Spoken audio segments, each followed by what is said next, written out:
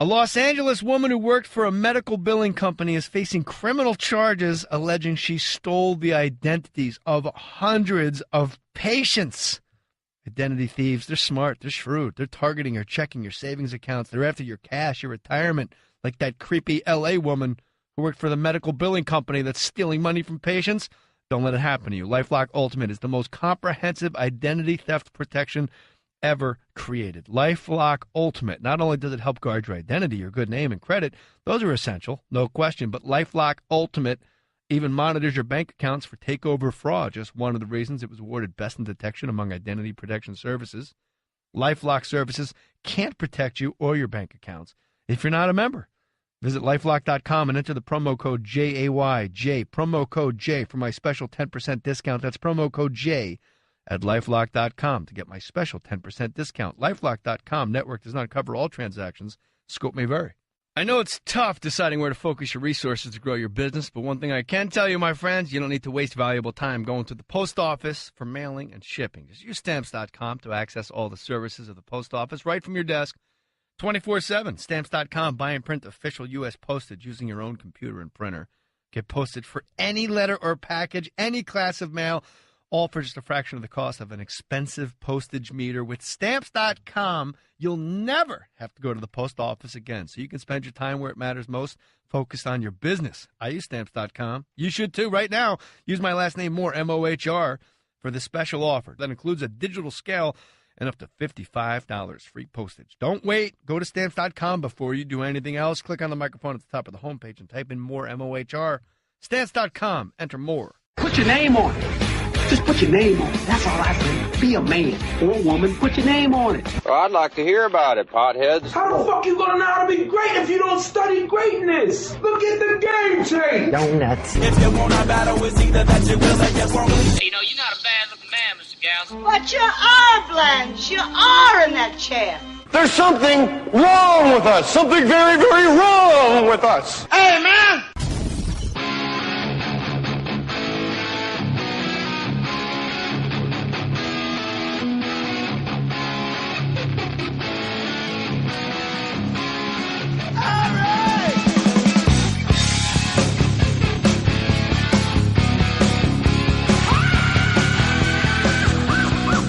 You want to test this shit? 1, 2, 3. You gotta hug that shit. You gotta hug that mic, Ralph. All right, right there. Oh, that's Ralphie May, ladies and gentlemen. This episode of More Stories with Ralphie May, back black by popular demand, is brought to you by GoToMeeting. Not all meetings can be planned in advance. Things come up, last-minute opportunities, work emergencies. Great ideas to discuss, but with people working from different offices or on the go, it can be impossible to get everybody on the same page if they're not in the same room when you got to meet up. So be prepared. Use GoToMeeting. Powerful, simple way to meet and collaborate online whenever you need to, wherever you are. We use GoToMeeting for this show, and I use it on my radio show. Can you imagine, Ralphie May, if we had GoToMeeting when we were doing more sports? I never would have gone to that office. I wasn't wasting the gas. It just would have been all of us working from home with pot smoke. You'd be like, nah, I got a fog machine. Yeah. Disco day today. Personal day for disco. I ran into Ian Edwards the other day. Let's talk about him. What is this GoToMeeting? Motherfucker, I know you. I'm your father. Sign up to GoToMeeting from your computer or your mobile device. This is a cool thing for real. I've done it many, many times, you guys, and it's cool. Like, you can have 15 people in 15 different states, and y'all just look at each other on the computer. And you can tell if people are paying attention or not, because you see them, like, dozing off, and you can bust somebody checking their emails. You always got that one person in like, a conference call going, It's like, bro, I know you're checking Twitter. Nobody goes, Yeah, right. Nobody says, that much. GoToMeeting won't let them do that. GoToMeeting saves you time and money. 30-day free trial. GoToMeeting today. Visit GoToMeeting.com. Click the Try It Free button. Use the promo code J. That's my name, J-A-Y. GoToMeeting.com. Promo code J-A-Y. Meeting is believing. Ralphie Samuel May, my homeboy. How are you, sir? I'm so happy you're here. I tweeted my most loyal, all capitals, friend in comedy ever, Ralphie May, recording the podcast. Wow. That's a big statement, man. You Not got really. a ton of friends. when the money get low, there they go. Like Master P said, you're the guy. You're the guy that'll still just call me out of the blue and say, how are you? Things are good. Yeah, Loving life. Life is good. Life is good. Life is good. It's awesome. You got 2 kids and you're on the road. That's got to be hard. It ain't easy, man. It ain't easy. We bought a bus. We bought Dave Matthews' old bus just so we could, especially all travel together, Is that the one that dumped all like the shit into the river in Chicago? This was being built when that one happened. But we did power wash all that shitty music out of there. Oh my God.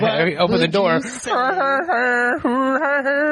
Oh man. People, man. They love that cat. Dave Matthews people on Twitter, they come out in full force. I know, man. So anybody that says, what the fuck? You go, I bought his bus. I get the trash. I did my time. I did it. I did my time. I'm in Dave Matthews' bus. When you said we bought a bus, I thought you were in the new Spike Lee movie. Oh yeah. He's always got people on a bus. It's not Get in the bus, back in the bus, Rosa Parks in the bus. Oh my God. The bus. Curious bus. The buses. Buster Rhymes. Tyler Perry's bus. Oh my God. See, I think everything would be not as dangerous if it was Tyler Perry's. Tyler Perry's Russian invasion of Ukraine. Yeah. Not nearly World War III. It's Tyler Perry. And you know what? You can bet on if it's Tyler Perry's Russian invasion of Ukraine, there's going to be a sassy old black woman in a wig. Yeah. And so Putin, what you be doing? Putin, what you be doing? I've told you I must invade Ukraine. They're no longer sovereign nation. They're with me. Putin, you fool. You a fool, Putin. You need yourself a nice piece of pie. Sit your ass Baby, down. you got to sit down and calm down before I knock you down. All right, Jack? I don't want to be knocked down. I'll sit down. Who is this 4'5" black woman with a white wig? I don't know what accent that was. I think that was fucking Lon Chaney. Dracula, man. Lon Chaney doing Dracula. Who is this black woman with a wig? It was fucking Joe Manganiello from True Blood or some shit. So that's a good point. Tyler Perry at some point, my wife had a great tweet and she gives them to me and I give her credit, but she's writes more than I do. She goes, something, just like Tyler Perry's, it's 4th of July. I'm very proud to be in Tyler Perry's United States of America. When did this happen? This Tyler Perry, and Oprah just put him up. Yeah. That's all it took, Jack. Ain't that a bitch? Like some people put guys up, like OJ put up Kato Kalin. Right. And that didn't didn't hurt him. He kind of sprung him a little, like, I don't know, I forget, it's a whole thing. And then Oprah Winfrey goes, you know what, I'm going to put up Tyler Perry and Iyanla, Fix My Life. That show on television. You ever seen it? No. Oh my God. Like, little 4-foot black woman goes in like, y'all need to communicate. Like, she gets to the heart of it, man. Like, really? No joke. It's the best show. Wow. It's like Dr. Phil, but in your house and going, sister, mother, child, you got to get to the root. You're repeating a pattern. Like, she's amazing. I love it. But Oprah put up Tyler Perry and boom, own network up and running. I know, right? What is that anyways? Does anybody watch it? You watch it? I watch it all the time. I don't think I was the demo when they launched 15 Tyler Perry shows, Iyanla, Dr. Phil, and reruns of Oprah, Where Are They Now? They're getting a little liberal with the Where Are They Now. It's like, hey, Willie Ames. Like, nobody gives a shit where Willie Ames is now. No way. But when you're doing like Steven Tyler, it's like, okay, that's good. Yeah, right? It's like the Barbara Walters specials. At some point, they just kind of start scraping around. She used to be known as Snooki. Now Nicole Pelosi is putting her life together with a new baby. Like Barbara Walters interviewed fucking Snooki. Oh my God. Can you imagine? That's just a hot mess, that little girl. I don't get it. It's like this new thing, this new thing with the way people act. I don't get it. It doesn't make any sense to me. The way they act, and I've noticed this, everybody on TV under the age of 30, they all talk like the gay friends you had in high school, like the girls and the guys. They're like, we should all go shopping. O's or A's, like we should go shopping. Yeah, and they all talk like that. What's the croak voice? Oh, I don't know. I don't know, man. Well, that's because they're so cool, Ralphie. You know that. Ugh. Where was the last place you just performed? My goodness. The Borgata Theater. Well, let's get the plugs in. Yeah. Let's do it. Speaking of Borgata. Yeah, mother ever. I'll be at the Borgata. Me and Ralphie are circling one another like two dogs in a dog fight that are afraid that are afraid to fucking jump. We're like dancing around the East Coast at the same time, but we're far enough apart that we can give these dates out. I'm at Borgata March 28th, Foxwoods March 29th. Ralphie, let me do mine because I don't want people to get confused. All right. The one I need your guys' help filling is the space at Westbury and Long Island April 5th. Those tickets are slow. So if you live in Long Island, you got two heavyweights coming your way, me and Ralphie May. I'm at the space at Westbury April 5th. Now, Ralphie's playing a much bigger room than me. The Paramount Theater in Huntington, Long Island, March 27th, Ralphie May. All these dates, obviously, we tweet them out at ralphiemay.com. Yes, sir. And jmohr.com. And Ralphie is at the Wellmont Theater in Montclair, New Jersey on Bloomfield Avenue, where I used to take girls and make out because it was in the black part of Montclair, New Jersey. I knew nobody I knew would see me. So that's where you took them fat girls? Yeah. If it was like somebody I wasn't sure about, I'd take them to the Wellmont. And then when things got really hot, you graduate up to the Bellevue. Nice. That was Upper Montclair. But you're going to be at the Wellmont in Montclair March 28th, Paramount Theater the night before, March 27th. And March 29th, Poconos. Get the Jufros rocking. Mount Airy Lodge, Mount Airy in the Poconos. Go see Ralphie March 29th. Let me ask you this. How the hell, we were both dear friends with Buddy Hackett, who made millions of dollars in the Poconos. Yeah. I was thinking about this the other day. How the hell did the Poconos not work? Like, how did it all just shut down? Don't people want to go on vacation? I think it shut down because of air conditioning. You know, I think once people could afford an air conditioner, they didn't want to go to the Poconos. So there was no drive to go there during the summer. So like if you live in like Queens and the Bronx and you don't have air conditioning, you go up there because it's cooler? Yeah. Or because they had air conditioning at the Poconos? No, because it was cooler. But you have to have air conditioning if you serve like meat. Yeah. Well, you gotta have refrigeration, but you didn't have to have necessarily air conditioning for everybody. You know what I mean? You want the guests going in the refrigerators. Yeah, right? Exactly. You don't want them queuing up. No. Bad mojo. But I think it was air conditioning. Honestly, I think that's what killed it. You know, because everybody would flood there in the summer. And because out of necessity, it was just abysmal. But it's hot as fuck in the Poconos. It's humid. I just sounded like Ian Edwards. It is hot as fuck in the Poconos. In the summertime, it is humid. No H in humid. It is humid as fuck. Human. Where did you see Ian Edwards? At the Comedy Store. I did a set at the Comedy Store. Like the first time I've done the main room in probably 8-9 years. He shaved his head. He's bald now. He's completely bald. No more Nazi dread, bald dread. Rastafari. And Ian, you need to get your ass on this podcast. What the fuck? Ian's great. He is great. He's great. Great comic. He had great bits, man. That shit about everybody having a business card. Man. Isn't it amazing today? People at a gig, like at a meet and greet, will give you their business card. Yeah. And you're like, thanks, in case I ever need insurance. Or a fan. Yeah, right? Thanks, guy in row 18. If I ever need a fan, I'll give you a shot. Yeah, right? Nice. Look, Ralphie, I know, I don't know how often you get to Mount Airy Lodge here in the Poconos, but I do paintings of dogs. Here's my card. Here's my card. I do nice dog painting. It's a French bulldog on the front, but look on the back, it's a poodle. It's a completely different animal, different paint set, different strokes. I'm telling you, if you got dogs, I know you love your dogs. I've heard your stories on More Stories.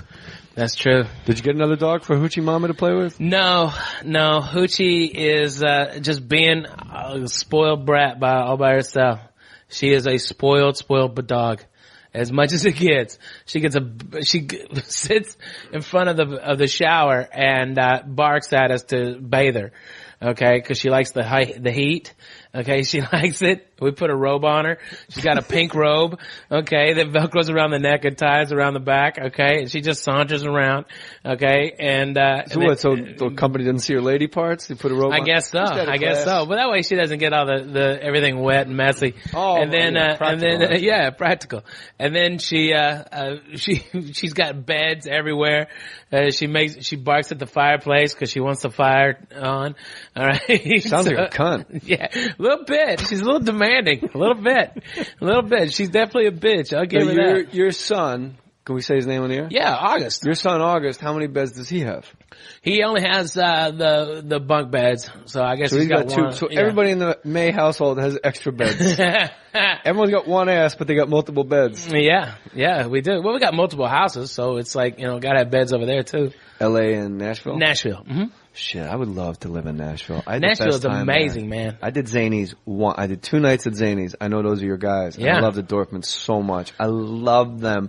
And I walked into Zany's and I'm like, just right when you walk in, you go, oh yeah. This is the club. This is going to be a night. And we were just talking about it off mic, like a Monday and a Tuesday, and people just pile in. And it's so full. It's so great. Every musician under the sun lives in Nashville and they all come out. They all come out. And it's not just country people too. I mean, Jack White comes to our shows. Black Crows, yeah. Yeah. Yeah, those guys. Oh, Jack White came to your show? Yeah. Yeah, and the Black Crows, the drummer's a radio guy in town. Steve Gorman. Yeah, man, follows it's crazy. me on the radio. Yeah, he's awesome, man. He's a good dude. We did the Mohr Stories podcast with Steve Gorman, drummer from the Black Crows.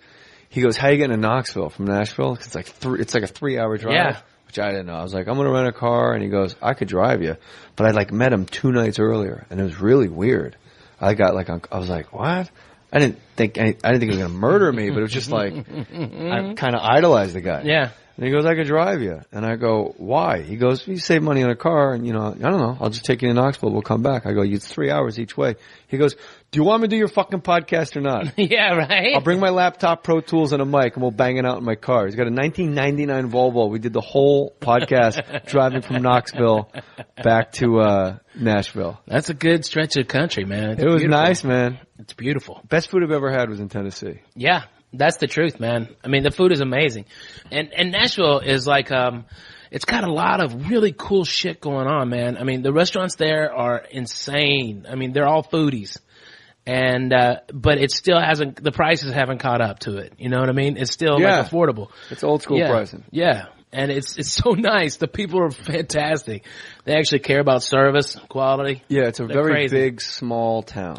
Very big, small town. Your kids, do they act differently in Nashville than they do in L.A.? Not at all. It's the same? Not at all. Yeah, they're exactly the same. Our kids, are amazing, well behaved. Okay. They're not perfect by any stretch of the imagination, but as I see other people's kids and I'm like, oh, I'm glad I ain't got those kids. And you were real open with your kids early. Like, you'd be in the car listening to Howard Stern and like Richard Pryor albums, and they're dropping, like, your kids are dropping motherfuckers on your podcast. Yeah.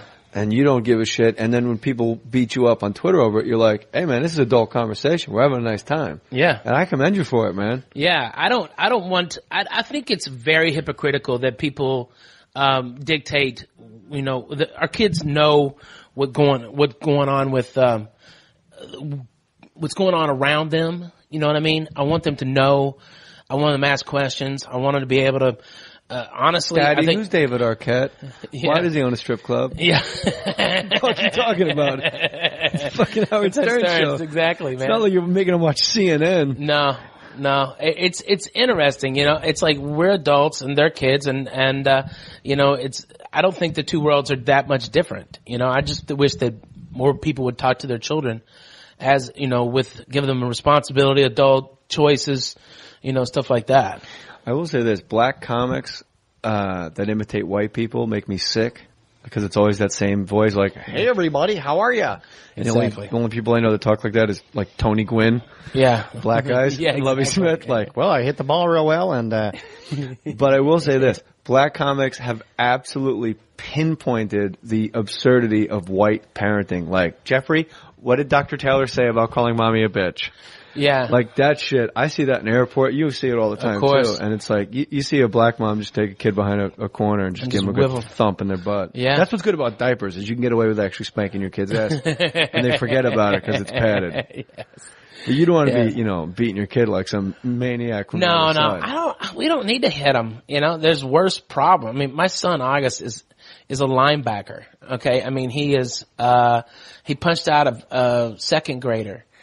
Okay, I mean he's in preschool. Wait, hold on. How did that come about? How did he was over at the school waiting for April to get out of tutoring so he could go into tutoring. He wants to go because we wanted April to be reading higher levels, and he he was waiting, and this boy was out there in aftercare program after school, and stole his ball. And August asked for it back, please. He said please a couple times. The kid wouldn't do it, so August smacked him. You know, got the ball back. How old is August when it happened? He was this week, so he's 4.5. Yeah. He's 4.5, and the boy's 7. I respect the hustle. Yeah, man. He said, Daddy, I said please. And I go, all right, I can't be mad at you. Yeah, and it's one of those things you got to downplay because I had that with Jackie, my oldest. He knocked the kid out in like 4th grade. It was the same age kid though. The kid was the same age. It wasn't as cool of a story, but it's one of those things like when the administrators come in, you're like, yeah, really sorry, get out of hand. And then in the car, you're like, fuck yeah, high five. Nice. You gotta Nice. protect yourself. Nice. And you go home. It's like, what happened? It's like, nothing. Everything's fine. Jackie was playing same thing. Kid wanted the ball back. Jackie took it back. And the kid asked for the ball back, and Jack gave the ball back, and then he didn't get his turn. And then finally it escalated, and the kid ripped Jackson's shirt down the front of the shirt. And Jackie's a green belt with a brown stripe in karate, and he thought for a second and just threw a right cross. And actually in the schoolyard went, Ki-ai! and just dropped the kid, and they yanked both kids. They put him in the principal's office. And like, I don't know, an hour goes by, and the principal comes in and goes, have you thought about what you've done? And my son, I'm so proud. He goes, yes, and I stand by my decision to defend myself. So sweet. Who says that, man? That's him. I tell you what, Zimmerman would have been good to not have said it that well. Okay? You know? Jesus. I mean, Zimmerman was not articulate as that boy. I stand by my decision. With a little tear in your voice. You have a great solution for all the world's problems. I loved your whole thing about George Bush going all the way back to Last Comic Standing, and I am going to ask you to dip back into the vault. Okay. About George Bush, light him up. Light him up. Yeah, if we're supposed to give cheap gas, then okay. That's great. That sounds awesome. Okay, just be honest about it. You know, because the old gas ain't cutting it. No, man. It's just, we got bombs. We do that very well. Okay, let's just secure our economic stability. All right, and oil, no problem. I'm all for it. No worries. My favorite thing I think you ever said on stage was when you were talking about if you really wanted to get America vested in the war, Al Qaeda should make the fatal mistake of blowing up. Yeah, the Budweiser Brewery in St. Louis, Missouri. Blow up Anheuser-Busch. Blow up Budweiser. Oh my God, there'd be a yell heard across the South. No! When those rednecks realize they gotta switch from the King of Beers to Coors Light or something else like that. Oh no, it's been assassinated. All right, man. Trailer parks would empty out. There'd be thousands of bass boats going across the Atlantic. Just take an aim, man.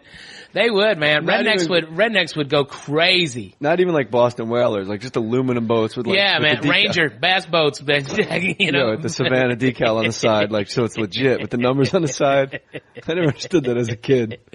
Those little bit white numbers they always have on their boats. But the Coast Guard will pull you over, like if one of your numbers, like that's not the right number. And I remember asking my grandfather, like, what are they talking about? He's like, it's like a driver's license, but you put it on the side of the boat.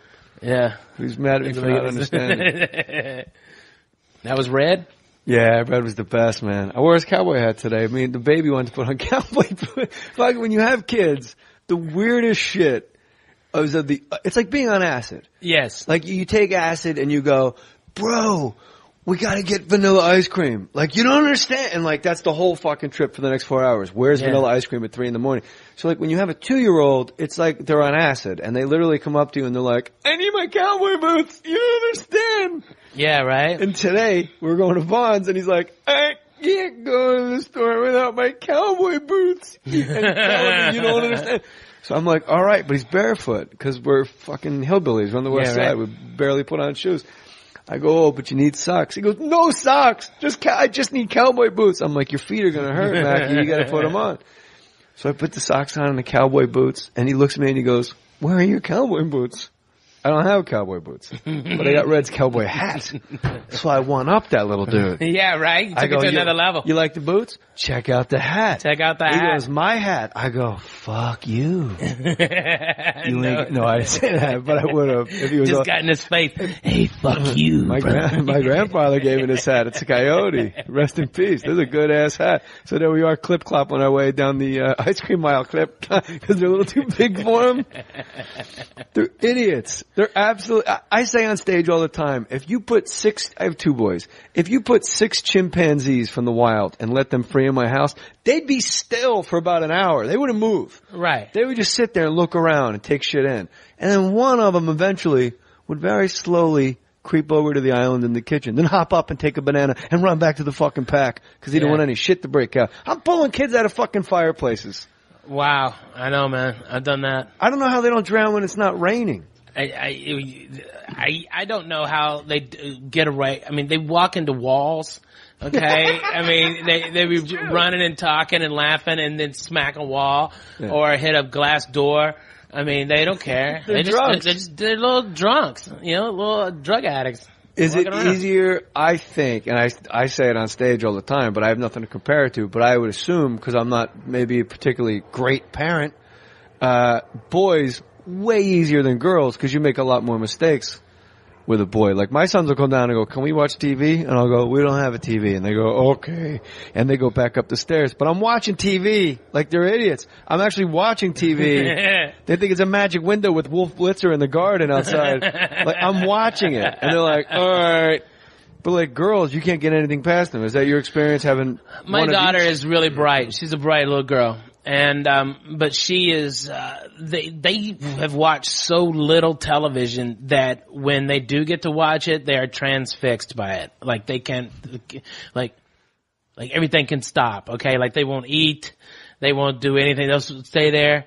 You'll see her cross her legs and jumping and trying not to go pee just to watch, okay? And it's like, all right, hey, I'm turning this off. Everybody go to potty break. Okay. All right. Come back. All right. Thanks, Daddy. Thanks. That's awesome. What's the big shows? We watch Wild Kratts. We watch Wild Kratts? Yeah, Wild Kratts. There's 2 shows on my TiVo. I don't ever know. Mickey Mouse Clubhouse and Caillou.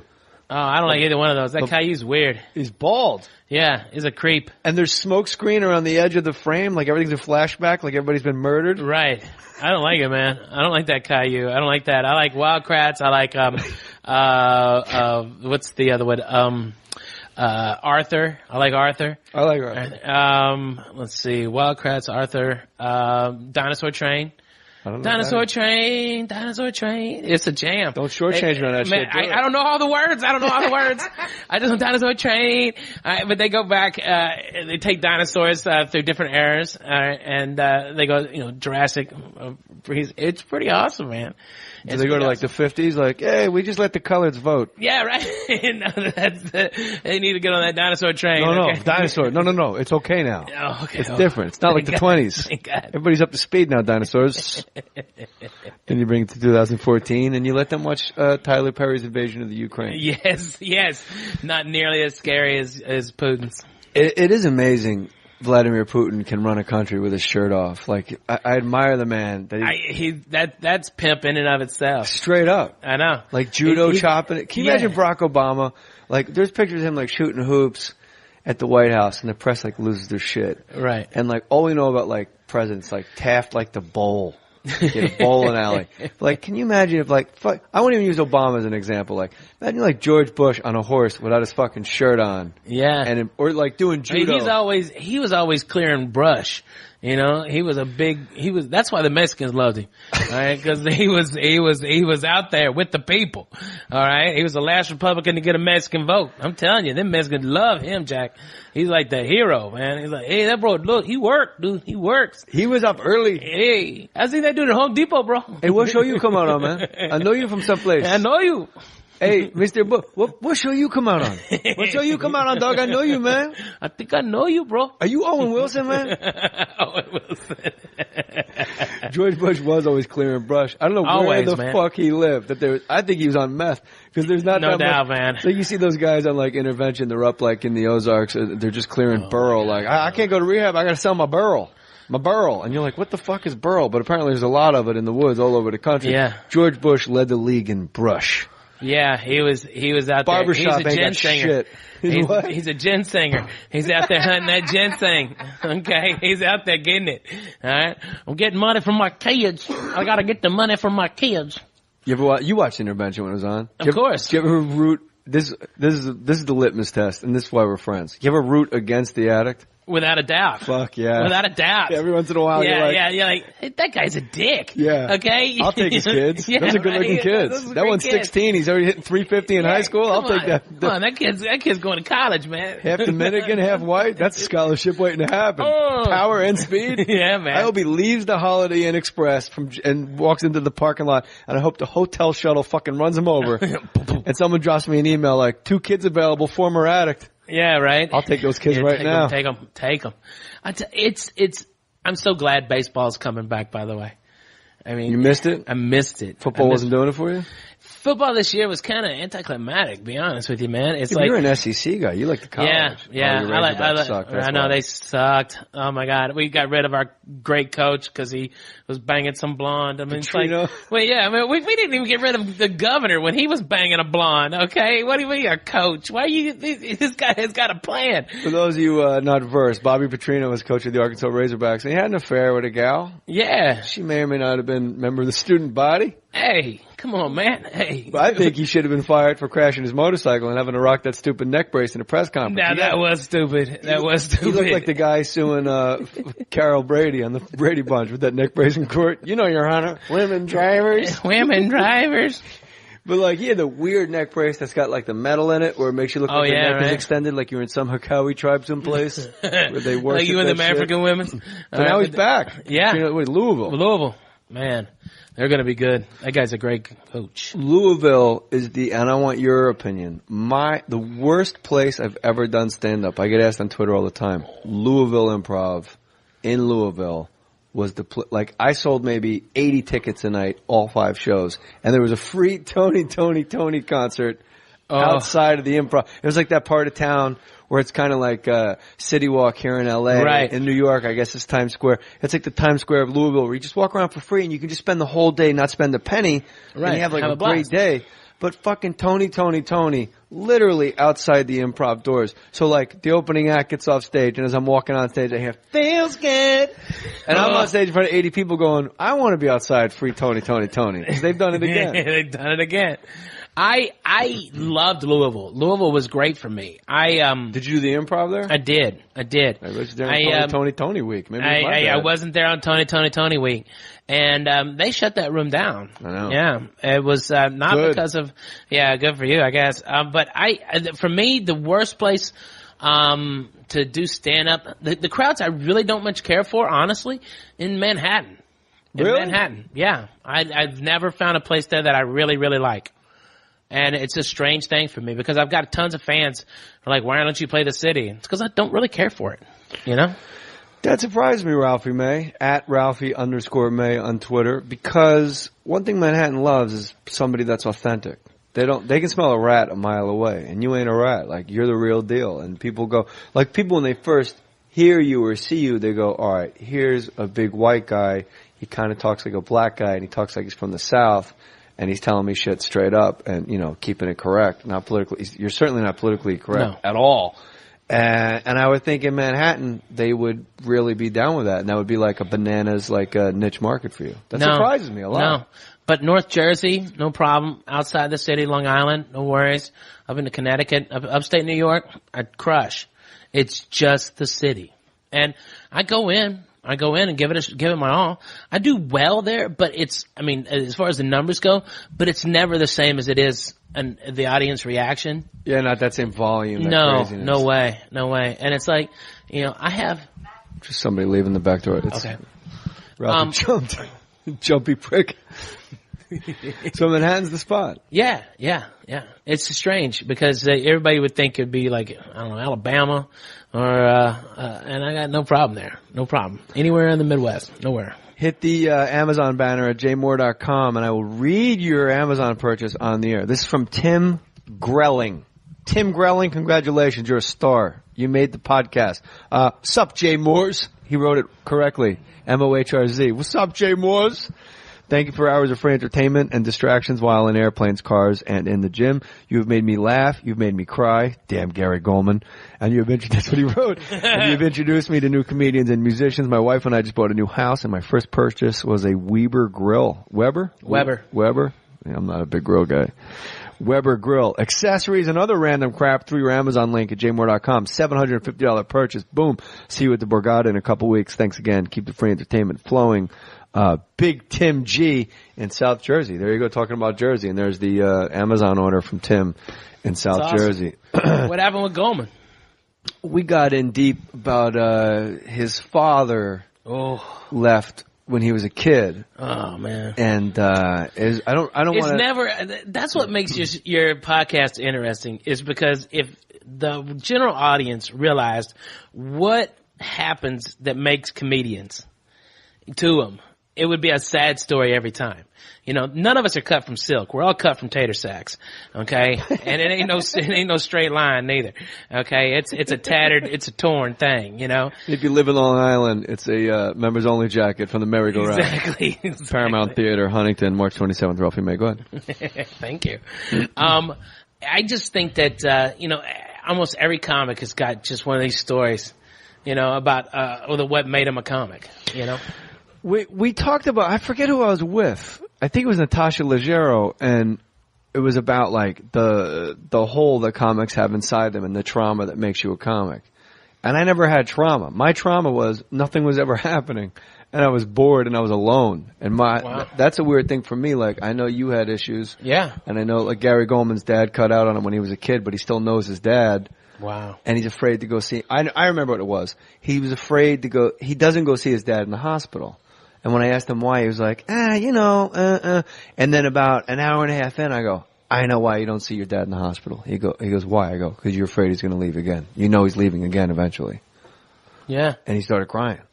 Wow. And I felt bad because I felt good for Gary and me, like cracking through. Right. But also like Gary's super funny, and I want him to talk about cookies for 20 minutes. Yeah. No one has more fucking material. No one. I as a fat guy, I am completely amazed at how interesting cookies were all this time, and talk about jokes right there at my hand. Were you guys on Last Comic Standing at the same time? No. I was season season 1 and he was season 2. We did that season 3 together. But yeah, man, that guy had a lot of cookie jokes. I mean, I'm like, as a fat guy, I'm just completely blown away. Double stuff, same price. Thank you. Thank you.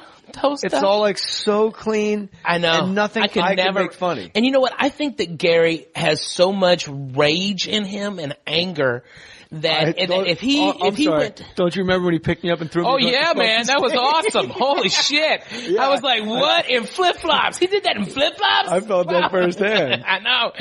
He's got so much anger in him that if he ever just decided not to be a clean comic, that other level type of shit could come out of him. When he gets heckled, it comes out. Yeah. He goes nuts. And we brushed over it, and I think people listening right now on their trains. By the way, East Coast, Ralphie May and Jay Mohr on the East Coast at the same time. Yeah, man. Fucking Manhattan. You know what we're gonna do? We're gonna give back to the Indians. Yeah, right? Let's give it back. Just because we want to play Indian casinos when we're 80 years old. We're like, hey, Amen to that, man. We hooked you up with Soho, bro. Hey, Chief, no joke. Who gave you Soho? Jay and Ralphie hooked it up, Chief. Right. Hey, come on. A lot of Indian casinos, man. Hook it up. Those Indians, man, they are enterprising. You know, it cracks me up how like, you go to Foxwoods, or I was just at the Turning Stone, and it's an Indian casino, and you go there, and this guy comes up to you, and he's like the head guy, but he's like an Italian. All right. And it's like, hey man, how are you an Indian? Oh no, I'm a 132nd, Indian. I don't know, man. I played an Indian on F-Troop. You Wapaho or something like that. On MASH, they cast me as an Indian. Yeah, exactly. I like when you meet the elders and they're all in like suits. Yeah. Just regular guys. And then, and no ponytails. It's like you feel ripped to shit, don't you? Like I'm ripped off, man. I did one in Seattle, Snoqualmie Casino in Seattle. Yeah. And I did it, and it's just guys in suits, and I'm like, okay. Then when I get paid, motherfucker comes out with a suitcase of cash and a headdress. This is true. Opens the suitcase, and it was my full freight. Wow. It was a lot of, you know how they pay. And he goes, how much of, and all of a sudden his voice, like you said, like, hey man, good to see you, welcome, it's gonna be great, we're full, we're doing good. And then he goes, how much of this would you like in cash? Like he actually changed his voice, and he got a fucking headdress. What? And I go, that's awesome. And I go, fuck that. You can cut me a check. I had an envelope in my bag with my business manager's address stamped. I go, you can cut me a check. This is before stamps.com, obviously. I go, you can just cut me a check right now. And he goes, maybe you could enjoy yourself on the floor this evening. Yeah, exactly. And I'm like, hey, fuck. Indian. Hey, Indian. Okay, this is the epitome of an Indian giver right here. All right, this is it, Jack. Oh no, take your money. Enjoy our casino. I like our mini crap tables. Both of our Indians sound like Ricardo Montalban. Yes. Maybe we could pay you in Corinthian leather. Rich Corinthian. Geico presents Strange Savings Stories. Ken Marcus was making a pastrami sandwich when he noticed an odd pattern on a slice of pumpernickel bread, one that spelled out Geico. Ken found himself visiting Geico.com, saving hundreds of dollars on car insurance with great discounts. Later, Ken felt conflicted whether or not he should eat the slice of bread that saved him so much money. But he was so hungry. Geico. 15 minutes could save you 15% or more on car insurance. This is cool. I like that you and I are like, this is weird. All right, March 27th, you're at the Paramount Theater in Huntington, Long Island. March 28th, I'm at the Borgata in Atlantic City. Same night, March 28th, you're like basically in my hometown, Montclair, New Jersey, at the Wellmont Theater. Gateway to beautiful Verona. Gateway to Verona, right up Bloomfield Avenue. Verona, Raleigh. March 29th, because I know you ain't driving a Borgata, you lazy asses. March 29th. Hey, I drank too much at lunch, JJ. Break my balls about it all of a sudden. March 29th, I'm at Foxwoods, which is way up in the woods. Great place to bury a body. If you gotta get rid of a body. That's so funny you say it. Every time I go there, I go, this is where I die. This is where I die right here. Okay, this is where someone's gonna knock me out. Pop. Yeah, exactly. I'm like the Russians in Sopranos. Okay, they throw me in the woods. They never caught that guy. I always thought that guy was gonna come back and kill Tony in the final episode. It bugged the shit out of me. I know. They never wrapped that up for me. I know. What happened to that fucking Russian? I don't care about the ending of The Sopranos. Don't Stop Believing. Like, people are mad as hell. What the fuck happened to the crazy Russian in the woods? That's what bothers me. So the 29th, I'm at Foxwoods, where I'll probably get whacked. And then on the 29th, you're up in the Poconos at Mount Airy. Is that a casino now? Yes. Mount Airy Casino. Is that also a Native American casino? I would assume so. How did the Jews lose the Poconos to the Indians? I don't know. That's some other level Benetton that's ad. That's other level, man. That's a Benetton ad gone south. That's a question for the ages. They own the Poconos. There, man. They were up there, Jack, in full effect. Yeah. And they lost it to the Indians. Man. Them Indians making a comeback, Jack. How great. Slowly but surely. I like Chris Rock's joke. I've never seen two Indians. No, right? You never see them just kicking it with each other. You think you got it bad? When was the last time you saw a family of Indians at Red Lobster? I've seen a chimpanzee ride a motorcycle. I have never seen two Indians at the same time. Fuck. That's hilarious. We're living in the best goddamn age of stand-up comedy. It really is. There's some mutts out there, too, that will remain nameless. There really are. But I'll say this. You and I had the pleasure and a blessing. Buddy Hackett, for some reason, just adored you and me. Yeah. And like, we were his go-to guys. Yeah. And us and Jeffrey Ross. Yeah, Ross, obviously, of course. But I don't know what I met. I always tell the listeners, I met Buddy I think I have, and if I haven't, it's worth saying. You gotta understand something, how important he was to us. I met Buddy after I knew everything. I was done. Right. I've been in it 19 years, headliner for a decade. Nobody could tell me shit. Yeah. And all of a sudden, Buddy Hackett goes, why do you walk to the microphone when you go on stage?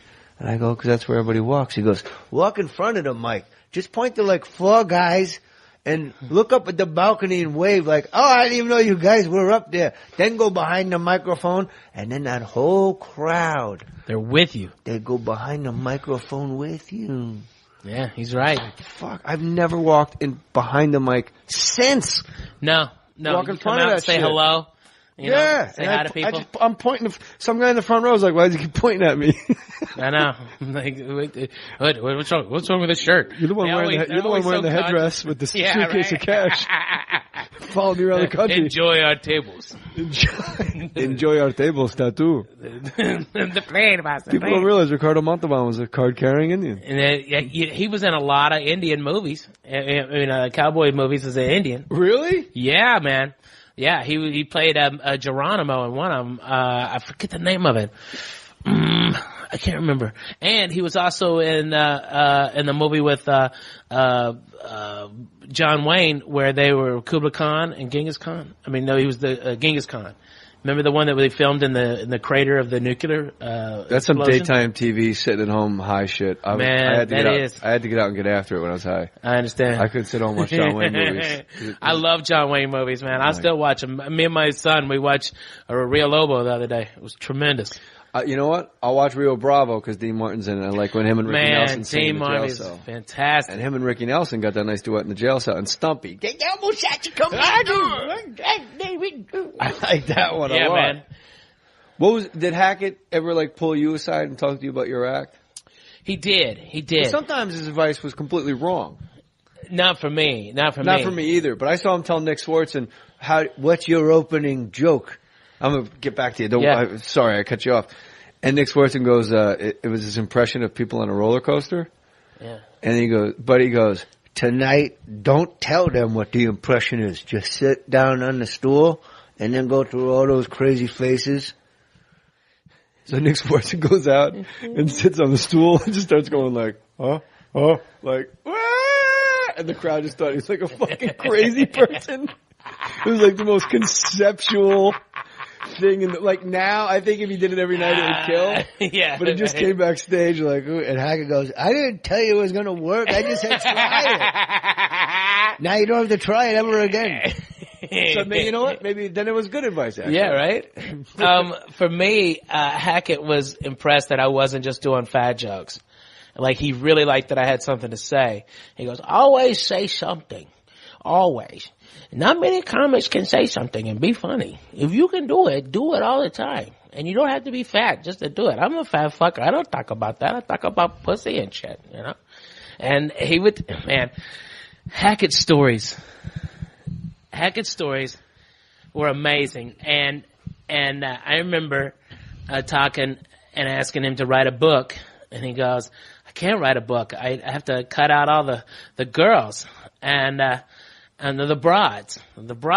And I said, well, just cut them out. He goes, oh, you gotta keep the broads. you gotta keep the broads. It's like, okay, hey, you win. That's logic right there. When we had to cast Lonnie in action, it was Buddy Hackett was the brainstormer, me and Katz, and we go in, and they go, all right, well, we'll have him come in and audition, and me and Katz just go, no. You don't audition Buddy Hackett to do 8 lines a week on a Fox show.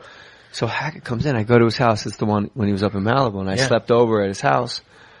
And he goes, I don't know why, but it's 10 o'clock at night. I'm laying in bed in my pajamas at his house, and I'm just watching TV, holding the remote. He goes, are you going to watch TV? I go, yeah, is that okay? He goes, that's fine. I got to go out. I'm going to the store, and I'm going to gas up the car. I go, all right. He goes, I'll be about 40 minutes. I go, all right. He goes, an hour tops, an hour and a half. 2 hours, call the sheriff's department. I go, okay, you got it. No problem. He goes, you want me to bring you back anything? I go, no, just fucking go. And he goes, all right. I'm beating around the bush. There's a 38 in the drawer, and there's one in the chamber. Just, if you're going to open the drawer, just know that it's loaded. But I don't think anybody's going to come in and bother you. And then he just walks out. And I'm watching TV, and 10 minutes go by, and I'm like, I open the drawer, there's 8 fucking guns. There wasn't one 38, it was a 38, a 35, a 25. He had so many weapons, man. He lent me, when I applied to get my gun, you had to wait the 8 days or whatever. Right. And I go, I don't want to wait the 8 days. This is back when he's Beverly Hills at the Whittier house. And he goes, oh, I'll give you a gun. And he gives me a gun, and he calls the police department of Beverly Hills, my whole route home, the police department of West Hollywood, and the police department of Burbank, and the police department of the Hollywood Hills. And he goes, my friend's driving home with one of my guns. If you pull him over, I'd appreciate it if you didn't give him a hard time. And I'm driving home with this pistol, and he just put it in the front seat of my car, and he goes, "Keep the bullets in a glove box, otherwise they're going to think you're a crazy man." But the pistol was a service revolver, and it said on it, "To Buddy Hackett, with love, the Florida Sheriff's Association." And it had like a palm tree sketched into the handle, and I was like, well, now I have to murder somebody. Yeah, right? You got this cool weapon. That's the fucking murder weapon that they got to find, and they're going to pin it on Hackett. He'll be out in 2 years anyway. Yeah, no doubt. He doesn't care. My one shot, and I blew it. I know, man. He was something else, man. What a peach of a man. I mean, just to take a bunch of young comics in. I mean, think about it, JJ. In 25, 30 years, are you going to... a young comic's going to come over to your house and hang out? You and me, yes. Yeah. That's why I love you so much. Yeah. You and me are apparently the only guys that really give a shit about the next wave of guys. It really, there isn't a lot of people out there, helping younger comics. No. Definitely not doing it for free.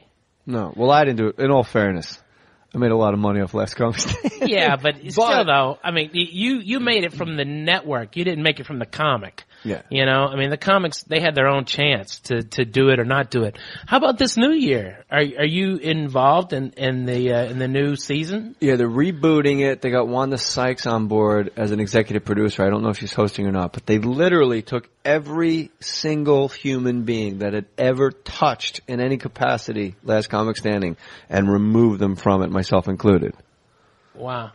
I don't really care. I want it to do very well, and I encourage everybody listening to make sure you watch Last Comic Standing. And if you TiVo it, watch it within 5 days so it gets registered. Right. Because it's such a nice thing to do for comics. I mean, putting comics in prime time. You got the first job. guys to do. And the fact that you're not bitter and guys that barely made it past the first stage are bitter. Like you got the all-time fucking like Buster Douglas, Mike Tyson treatment on national television when you got beat by that fan. But and people said like it's fixed. I'm like, all right. In whatever time it was probably about 15 years ago. Yeah. 14 years ago. Something like that. There's a race of people that were and I'm not being this is a fucking fact. There was a race of people that were way ahead of the curve when it came to texting. Way. Asians. That fan. Asians were fucking texting emoticons and Hello Kitty photos. We still had fucking flip phones where like the picture of the house phone would go around in a circle while it was loading up. Yeah, man. And do you remember Tess? Yeah. The black girl from Sandusky, Ohio, who was so goddamn funny. Right. She got 6% of the vote, and she was amazingly 6%. Wow. And here's why. And this I'll just call it like it is. That was the year they changed 800 numbers to 877. Yeah. And you can't tell me half the brothers watching that show weren't like, I don't know, man. It's going to charge me. Not 800 number. They're going to charge me. And this isn't me and Ralphie like stirring racial shit up. Like, it's a fucking fact. No, it was a fact. And the result is the fact that Tess took 6% of the vote. She was fucking hilarious. She did really good. 6% of the vote, you got fucking job. Man, that was brutal. The way I've always looked at it is that, I didn't have anything when I started there. I was in a shit apartment living off Crenshaw and Adams, and I didn't have anything in it. All right. And then when things started happening, when I initially lost, I was like, what the fuck just happened? All right. Like, what the fuck? All right. And then I went and did Kimmel, and I said, man, hey, the Asians, they be working the computers and stuff. Okay. And, but I was like, what the fuck? And then I realized what really happened was it pissed so many people off.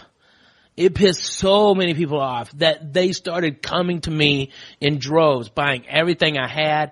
I mean, my first album sold like 1.2 million in 8 months. Okay.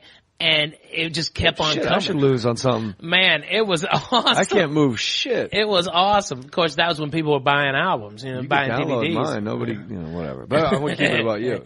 But it was the same thing that happened to Metallica when they lost to Jethro Tull for the first heavy metal Grammy. I mean, they lost to a band with a flute. Yeah, in 88. Jane's Addiction was in there too. Yeah. All of them lost to fucking Jethro Tull. Okay. Aqualung, kill yourself. All right. To do that. That's the only one I like. Yeah, that's it. That's the only good song they've got. Okay. I feel like I'm watching an Irish guy buy Coke in Hell's Kitchen in 1930. Exactly. The fuck kind of music is this? And it was that's what propelled my whole career. And then like the radio stations wanted to hear about it, and I just did radio all the time. I had done radio with you. You know, when we worked together, when we first started working together, I remember like Phoenix was a big trip for us, and you said, "Hey, I can't do them because you got to do 2 TV interviews. You had to do something else." And they seemed like they'd be down if you want to go in, and I said, "Sure, I'll go over there on a Friday." And those guys, we became vast friends. I'm in business now with Brady. Okay. Brady and Phoenix. I love that. Brady and Phoenix. Okay. And John Holmberg. So goddamn talented, man. Really, really fucking top end show. Underrated. Very you know underrated. What? I'm guilty of I always say Lewis and Floor Wax. You know, I always say in my shows where you go in, it's a hang, and I always forget about Brady and the Boys in Phoenix. Yeah, man. Holmberg's Morning Sickness. So goddamn funny. Cowhead in Tampa, Paul Young Ron in Miami, all those guys, Brother Weeze in Rochester, Maddie in the Morning in Boston. All these guys had me in. Rover had me in all the time, on the phone, everything. And it was just, it built into, like in the morning, I would do 10 stations in each time zone. Okay, I would start at 5 in the morning and go till noon, and I would do that 5 days a week. And it was consistently week after week after week, just calling in and giving them free content that built the brand. You know, even if I was sold out, I would go do radio and tell everybody it's sold out, not for that ticket that week, but for the next time or wherever they're at around, you know, create the momentum. I loved working with you, and you killed so hard that other comics would tell me, and club owners would tell me, like, you know, that's not usually how it goes. Like, we had so-and-so in here last week, and he had this guy open, and you're making it harder for yourself. And I was like, look, everybody's been to a rock concert, and the opening act fucking sucks. And you're just sitting there going, who are these mutts I'm sitting through? And I'm like, if people are going to spend $30 for a ticket, you got a work ethic that's unparalleled. Like, you work way harder than I do, and I work pretty fucking hard. But if people are going to spend $30, is it really asking that much to find somebody that can do 20 minutes great? Yeah, exactly. Instead of like, what's your name? Where you from? Like, nobody gives a fuck where I'm from. Do your show. Yeah, do it. And you would destroy. It was amazing to do. We got to go back on the road and do theaters. I've just decided. Okay, but I got the bus. We can go. I ain't going on your fucking bus. Why? Because I don't want to hear Dave Matthews music. No Dave Matthews. I had it all power washed out of there. You take the bus. I'll fly in like a gentleman. Okay. All right. Air travel. It's the future. It's the future. Dollar Shave Club. Is there anything worse than buying razors? You got Ralphie's still here, everybody. Don't tap out. I'm not. I'm here. Dollar Shave Club. No, I meant them tap out. You got to go. When did this happen? You go to CVS or some store. When you buy razors, you got to get some guy in the back to fucking unlock the A new razor is $12, okay?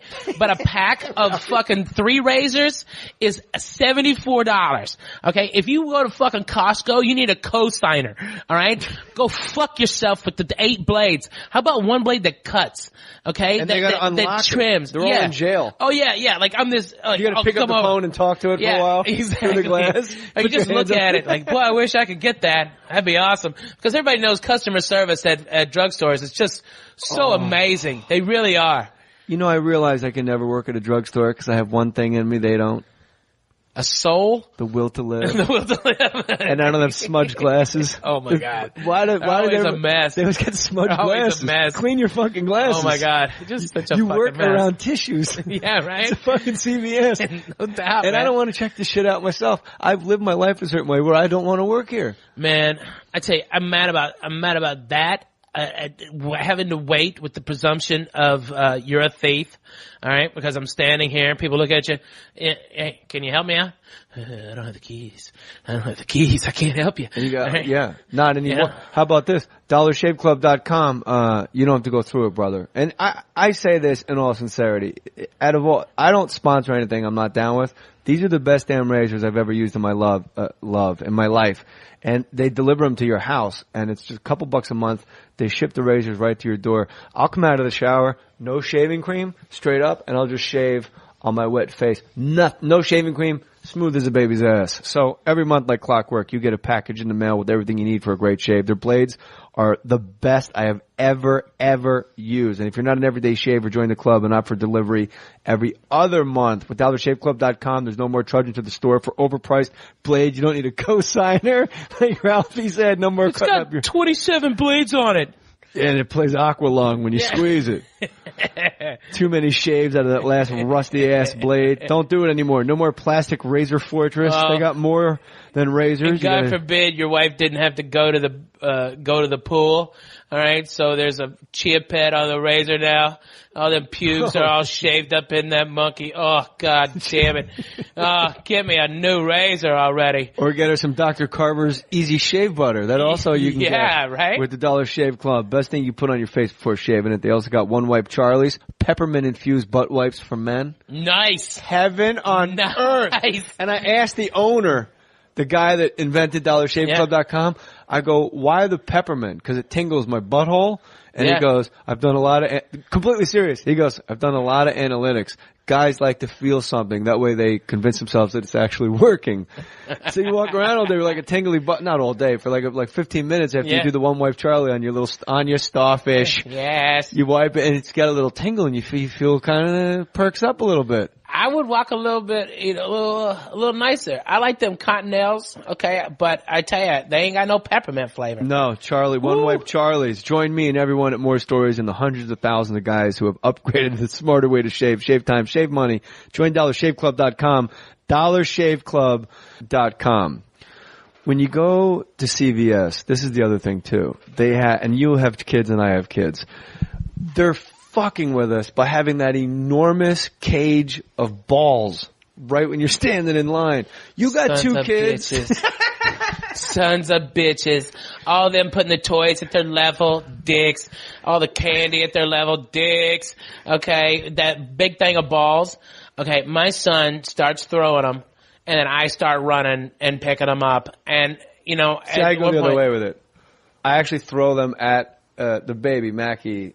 He's 2.5, but he's the size like a 5-year-old. I actually throw them at his legs and try to take him out. Really? Just to drop him? Yeah. That's awesome. He can take it. Awesome. But I'm not going to like run all over the store. It's a fool's errand because when I'm running, he's going to get more balls. Yeah, that's exactly what happens. That's exactly what happens. So finally I give August a piggyback ride when we go pick up the balls. But I won't even take them anymore. Fuck that. They don't even know what's in a Walgreens. I ain't never been in there at Walgreens. I want to get them there because they fuck you with the ball. And then everything look pretty, you know, and you end up spending another $40. That's why they make you wait. That's why they make you wait for your prescription. So, hey, it'll be about 30 minutes. Yeah, 30 minutes for you to count to 30 and put pills in a bottle and slap a fucking sticker on it. Yeah, you're doing this so I spend $1,000 in this shithole. I'll buy 3 razors. So I can buy the skeleton that does super freak. It's super freak. Billy Bass mouth, okay? You know? The only things that are sold at the drugstore. You can't get that skeleton wearing the pimp hat saying super freaky. And by the way, thanks for having that exactly at stroller level. I appreciate you scaring the shit out of my baby as I'm leaving CVS or Walgreens or Duane Reade in Manhattan. Yeah. They got here's a trick. Do you know this? If the line's long, you can buy shit at the pharmacy. If you got a full ass shopping cart, there's no better. Yeah. That's awesome. I don't give a shit. I got kids. Yeah. You can boss the move. You got a full ass shopping cart. Oh, like your wife's got you buying like tampons. You got like stuff for the house. Right. You got all the paper towels. You got everything you could possibly need. Like it's a $300 CVS Walgreens run or whatever. right to the fucking pharmacy. No one's in line at the pharmacy. Some guy behind you is waiting for his fucking heart medication. Yeah. And you're like, hold on. Are these? Yeah, he's got one foot in the grave and another on a banana pill. All right, waiting for his heart medicine. And you got, hold on. And she got these with wings. These are the G-string pads. All right, let's put them on there. Yeah. Oh my God. I was in Manhattan, at a Duane Reade, and like the pharmacies are downstairs. Yeah, okay? and by the way, the listeners should know, Duane Reade, lowest on the pecking order employee-wise. Yes, you're talking a soap pile. Might want to try it. That's all I'm saying. You know, okay. Might want to try some soap. It'd be fucking awesome. I got into soap, carpet fresh. Yeah, something, man. Put that shit over your head like a kitty litter, like vomit. Ugh, god damn it. But we get there, all right, and I get the prescription, all right, and I'm waiting, and the guy said 15 minutes. It's been 20. I go up and ask him, hey, how long do you think it's gonna be? And the guy went crazy on me. He just went, I said 20 to 15, 20 minutes. I mean 15, 20 minutes. It's been 20 minutes. Fuck you, fat. Fuck you. Go to someplace else. He threw me my prescription back and yelled at me to get out of there. And I thought the guy was like, he was kind of like, I don't know where he was from, but it was kind of like Kabumistan, you know, like one of them. Like Borat style. Yeah, exactly. My wife. Yeah, my wife. Okay. Like he's gonna blow something up, you know? And I'm like, yeah. I'm gonna fucking get out of here. I'm gonna get out of here. I'm gonna get out of here. LA, they make you fucking buy bags. Are they doing that with you?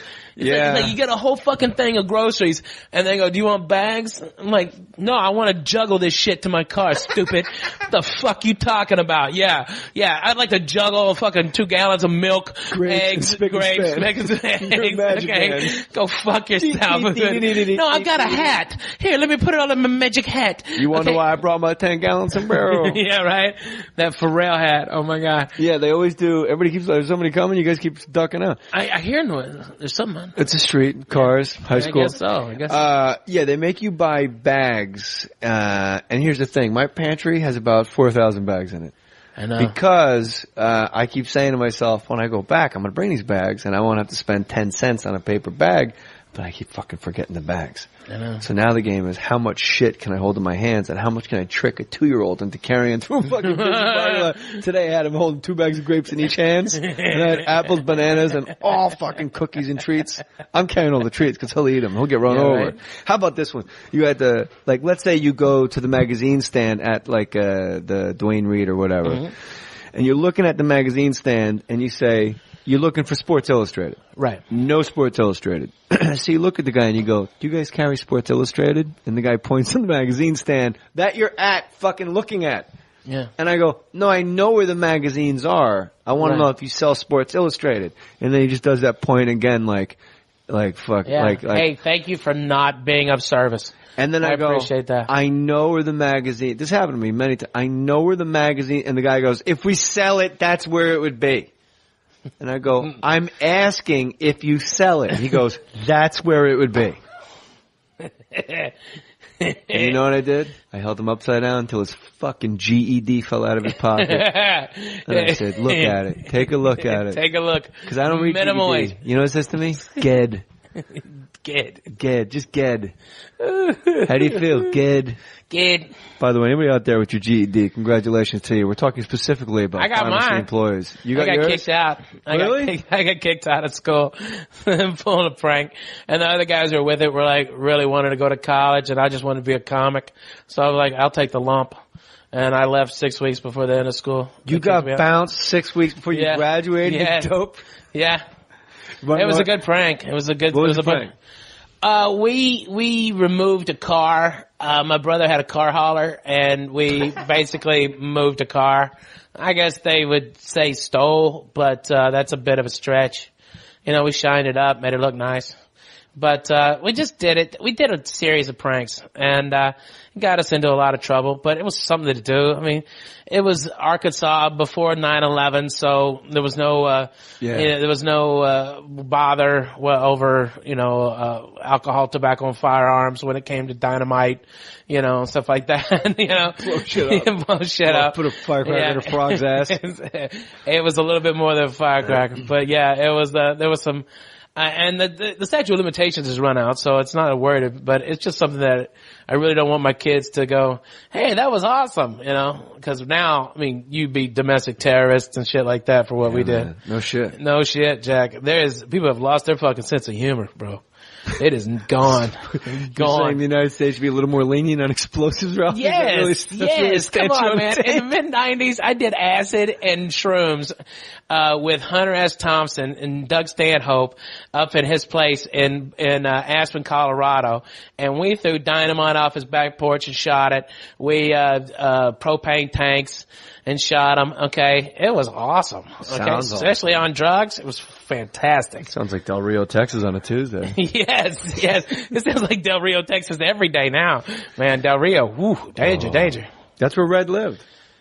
He's a real cowboy, Jack. No you live shit. down there, man. You fucking real. If you live, you're he real. lived on the river, and you could see the guys on the other side of the river. Like, Mexico was right from here to across the street. That was Mexico. Yeah. And they just sit there and they walk back and forth. And they time where anybody leaves, when you leave, when you come back. They know the whole street.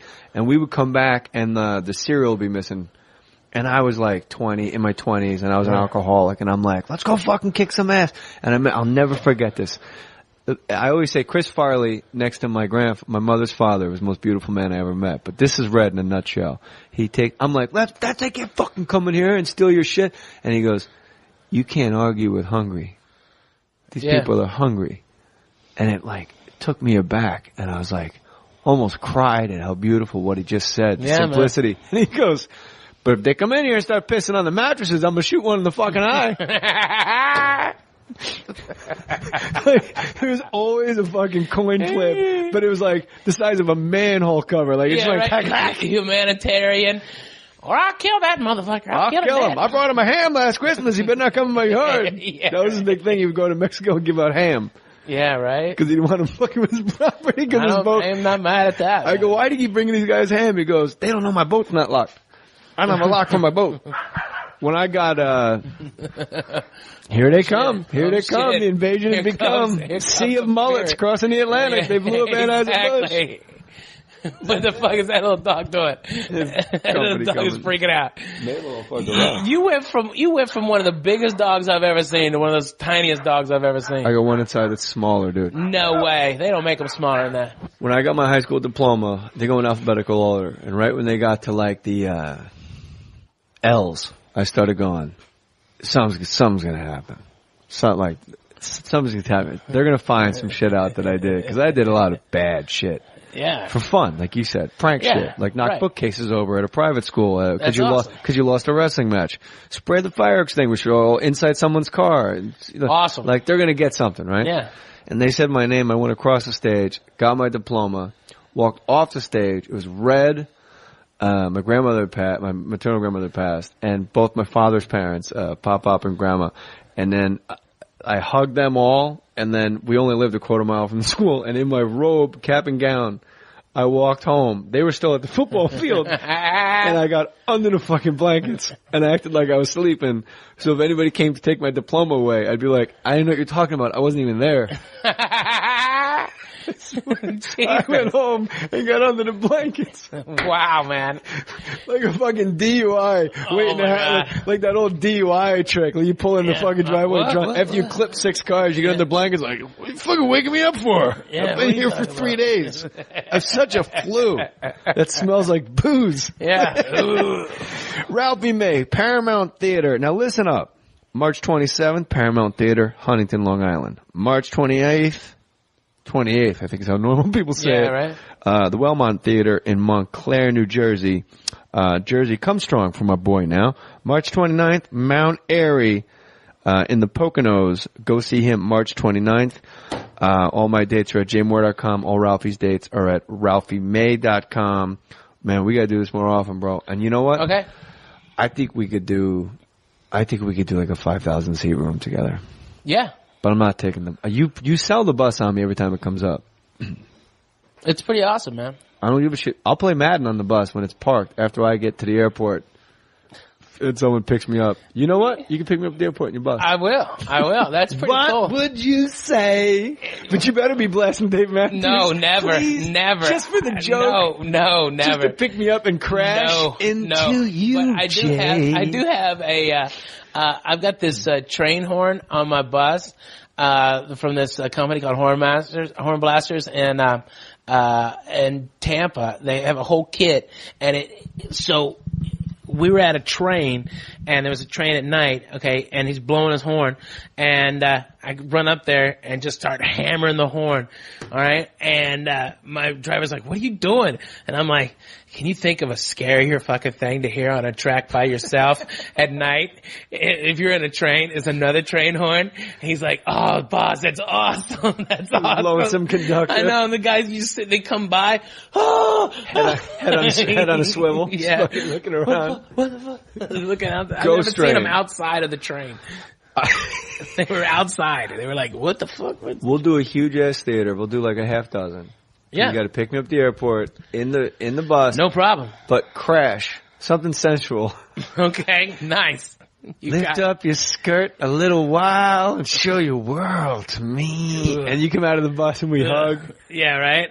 And we do it when them bro hugs, okay, when them man hugs. Oh, God. Straight all up. sensitive. And we'll wear our fucking cargo shorts and we'll wear hats on backwards and t-shirts that say Rollin' Rock. Yeah, so right. Everybody knows the real Dave Exactly. Matthews fans. Oh, my God. Bunch of zilches. Oh, God. Get a glove and get in the game. Amen to that, man. Fuck's sake. Listen to some Dr. Dre. Do something. Get some balls. I don't know, man. I never liked that music. It just didn't have any heart to me. Dave Matthews. I like a lot of Dave Matthews, like dialed back without the fucking Country Bear Jamboree shit. Yeah. When it's just him and like the guy Tim that he plays with, I like it a lot. Let's not fucking forget, my man, that He was like the biggest guy of all time, though. I mean, in like the 90s. I want to talk about you and me smoking so much pot that we forgot how to play Scrabble. Oh, yeah, in your kitchen. man. And the two of us just sat looking at a board, and I'll never forget, it was in your kitchen on Gardner, I believe it was, in Hollywood. And at one point, we're just staring at the board. It was a beautiful summer day, and we're inside, nice breeze, and you just look up and go, is it your turn or mine, player? Yeah, right? And I looked you in the eye, and I said, I don't know. It's awesome. I said, you want to flip a coin? And it took us another half hour to try to find a coin to flip. Amen to that, man. That was all change was quickly turned into gas money at that point. That was and I.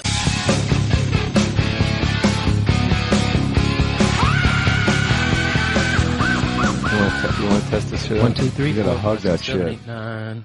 You gotta hug that mic, Ralph. All right this. Oh, that's Ralphie May, ladies and gentlemen. This episode of More Stories with Ralphie May, black by popular demand, is brought to you by GoToMeeting. Not all meetings can be planned in advance. Things come up, last-minute opportunities, work emergencies, great ideas to discuss. But with people working from different offices or on the go, it can be impossible to get everybody on the same page if they're not in the same room when you got to meet up. So be prepared. Use GoToMeeting. Powerful, simple way to meet and collaborate online whenever you need to, wherever you are. We use GoToMeeting for this show, and I use it on my radio show. Can you imagine, Ralphie May, if we had GoToMeeting when we were doing more sports? I never would have gone to that office. I wasn't wasting the gas. It just would have been all of us working from home with pot smoke. You'd be like, I got a fog machine. Yeah. Disco day today. Personal day for disco. I ran into Ian Edwards the other day. Let's talk about him.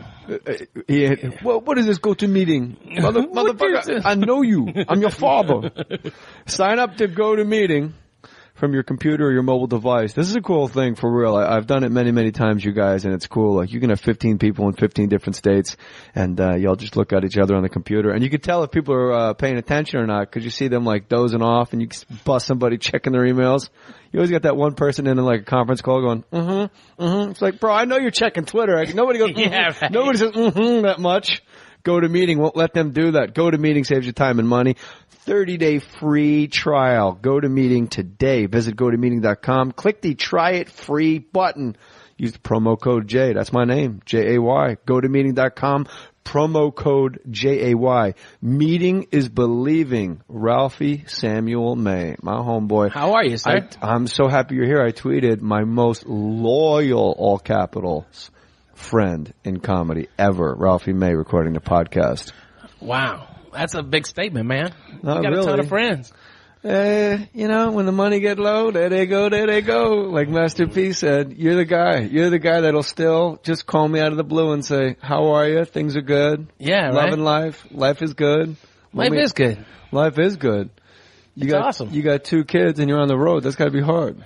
A Los Angeles woman who worked for a medical billing company is facing criminal charges alleging she stole the identities of hundreds of patients. Identity thieves, they're smart, they're shrewd, they're targeting your checking, your savings accounts, they're after your cash, your retirement, like that creepy L.A. woman who worked for the medical billing company that's stealing money from patients. Don't let it happen to you. LifeLock Ultimate is the most comprehensive identity theft protection ever created. LifeLock Ultimate, not only does it help guard your identity, your good name and credit, those are essential, no question, but LifeLock Ultimate even monitors your bank accounts for takeover fraud. Just one of the reasons it was awarded Best in Detection among identity protection services. LifeLock services can't protect you or your bank accounts if you're not a member. Visit LifeLock.com and enter the promo code JAY, promo code J for my special 10% discount. That's promo code J at LifeLock.com to get my special 10% discount. LifeLock.com network does not cover all transactions. Scope may vary. I know it's tough deciding where to focus your resources to grow your business, but one thing I can tell you, my friends, you don't need to waste valuable time going to the post office for mailing and shipping. Just use Stamps.com to access all the services of the post office right from your desk, 24/7. Stamps.com. Buy and print official U.S. postage using your own computer and printer. Get postage for any letter or package, any class of mail, all for just a fraction of the cost of an expensive postage meter. With Stamps.com, you'll never have to go to the post office again, so you can spend your time where it matters most, focused on your business. I use Stamps.com. You should too. Right now, use my last name, Mohr, M-O-H-R, for this special offer. That includes a digital scale and up to $55 free postage. Don't wait. Go to Stamps.com before you do anything else. Click on the microphone at the top of the homepage and type in Mohr, M-O-H-R. Stamps.com. Enter Mohr. Put your name on it. Just put your name on it. That's all I say. Be a man or a woman. Put your name on it. Well, I'd like to hear about it, potheads. How the fuck you gonna know how to be great if you don't study greatness? Look at the game tape. Donuts. If you want a battle, it's either that you will or you won't. You know, you're not a bad-looking man, Mr. Gals. But you are, Blanche. You are in that chair. There's something wrong with us. Something very, very wrong with us. Hey, man!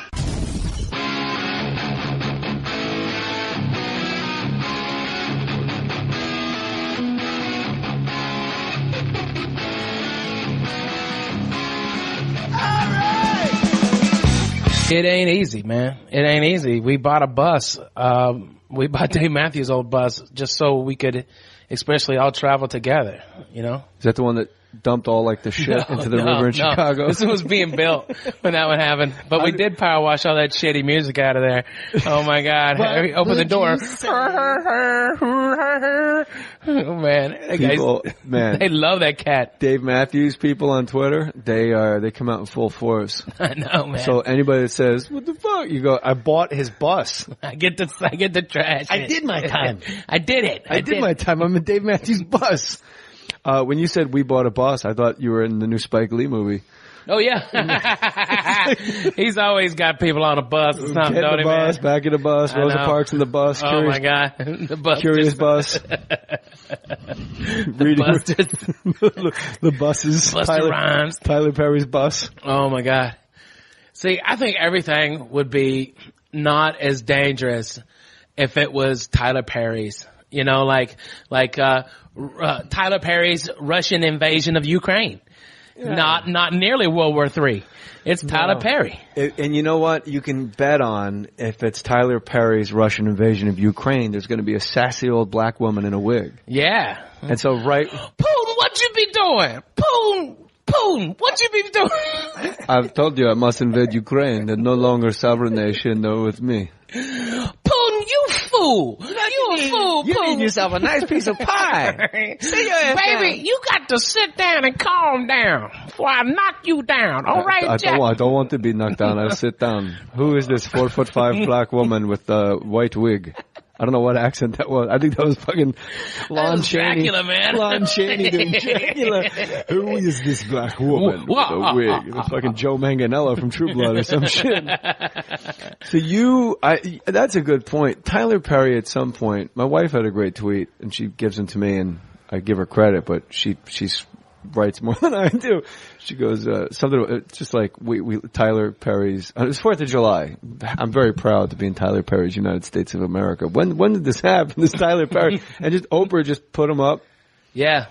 That's all it took, Jack. Ain't that a bitch? Like some people put guys up, like OJ put up Kato Kalin. Right. And that didn't really, the one I need your guys' help filling is the space at Westbury and Long Island, April 5th. Those tickets are slow. So if you live in Long Island, you got 2 heavyweights coming your way, me and Ralphie May. I'm at the space at Westbury April 5th. Now, Ralphie's playing a much bigger room than me, the Paramount Theater in Huntington, Long Island, March 27th, Ralphie May. All these dates, obviously, we tweet them out at ralphiemay.com. Yes, sir. And jmohr.com. And Ralphie is at the Wellmont Theater in Montclair, New Jersey on Bloomfield Avenue, where I used to take girls and make out because it was in the black part of Montclair, New Jersey. I knew nobody I knew would see me. So that's where you took them fat girls? Yeah. If it was like somebody I wasn't sure about, I'd take them to the Wellmont. And then when things got really hot, you graduate up to the Bellevue. Nice. That was Upper Montclair. But you're going to be at the Wellmont in Montclair March 28th, Paramount Theater the night before, March 27th. And March 29th, Poconos. Get the Jufros rocking. Mount Airy Lodge, Mount Airy in the Poconos. Go see Ralphie March 29th. Let me ask you this. How the hell, we were both dear friends with Buddy Hackett, who made millions of dollars in the Poconos. Yeah. I was thinking about this the other day. How the hell did the Poconos not work? Like, how did it all just shut down?